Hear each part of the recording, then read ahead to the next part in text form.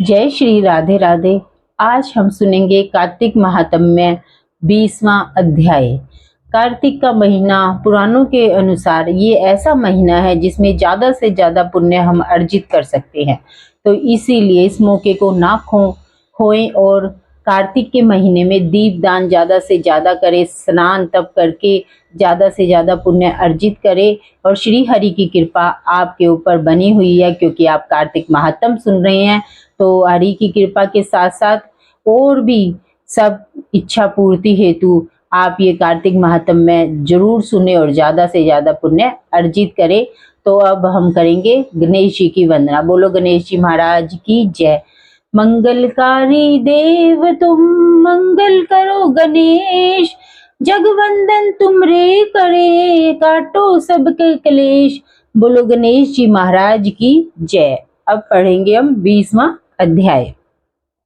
नारद जी कहते हैं, हे राजा पृथु, कार्तिक कृष्णा अमावस्या को दीप मालिका करने से दरिद्रता का नाश हो जाता है। और इस संबंध में एक इतिहास सुनाता हूँ, ध्यान पूर्वक सुनो। धूरसेन देश में सत्य शर्मा नाम का अत्यंत दरिद्री एक ब्राह्मण रहता था। उसके मन में एकमात्र यही कामना थी कि यदि मेरे पास धन हो तो मैं उसे यज्ञ दान आदि धार्मिक कार्यों में व्यय करूं। तब दरिद्रता निवारण का उपाय पूछने पर एक विद्वान ने उसे बताया कि तुम शिवजी की आराधना करो। उसने शिवजी की उपासना प्रारंभ की।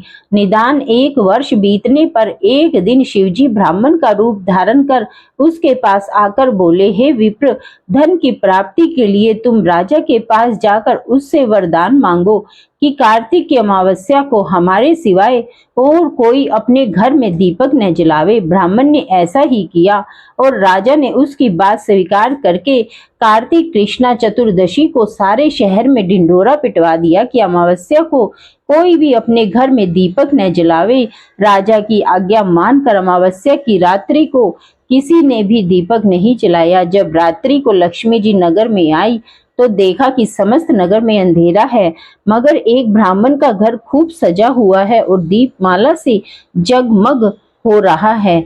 लक्ष्मी जी प्रसन्न होकर जब उस घर में प्रवेश करने लगी तो ब्राह्मण मार्ग रोक कर कहने लगा कि हे भद्रे, तुम्हारा पति अति कठोर है और तुम अत्यंत चंचल हो, इस कारण हमारे घर में प्रवेश मत करो। तब लक्ष्मी जी कहने लगी कि भगवान के शयन के समय मैं आई हूँ, इस कारण निश्चय ही तुम्हारे घर में निवास करूंगी। यह सुनकर ब्राह्मण कहने लगा कि यदि तुम इस बात की शपथ लो कि मेरी 3 पीढ़ी तक इस घर में नहीं जाओगी तो यहाँ पर स्थायी निवास करोगी, तब इस घर में प्रवेश कर सकती हो। लक्ष्मी जी ने कहा कि यदि तुम विधि पूर्वक मेरा पूजन करोगे तो निश्चय ही मैं तुम्हारे घर में वास करूंगी।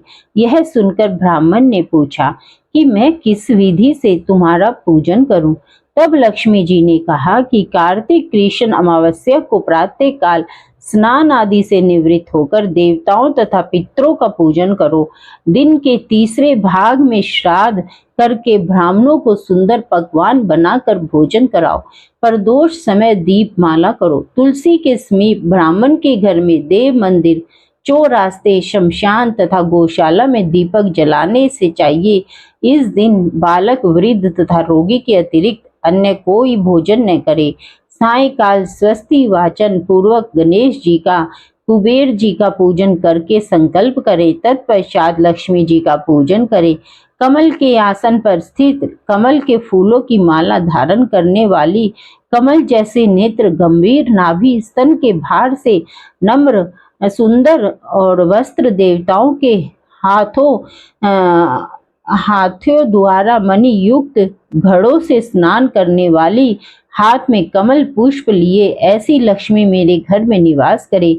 सर्वप्रथम लक्ष्मी जी को आसन दे, फिर पाद्य, अर्घ्य, आचमन, स्नान, वस्त्र, धूप, दीप, नैवेद्य, जल, तांबुल व सुपारी, इन सब वस्तुओं को अर्पण करके नमस्कार करें, दीप जलावें और समस्त रात्रि भगवान का कीर्तन करें। इस प्रकार कुबेर तथा लक्ष्मी जी का पूजन करके ब्राह्मणों को भोजन कराने और तत्पश्चात बंधु बांधवों सहित स्वयं भी भोजन करे। सत्य शर्मा ने विधिवत इस प्रकार किया। जिससे उसके यहाँ काफी धन धान्य हो गया। इसके बाद उसने अनेक यज्ञ भी किए। फिर सत्य शर्मा विरक्त होकर मथुरा चला गया और वहां पर समाधिस्थ होकर विष्णु लोक को प्राप्त हुआ। इति 20वां अध्याय समाप्तम।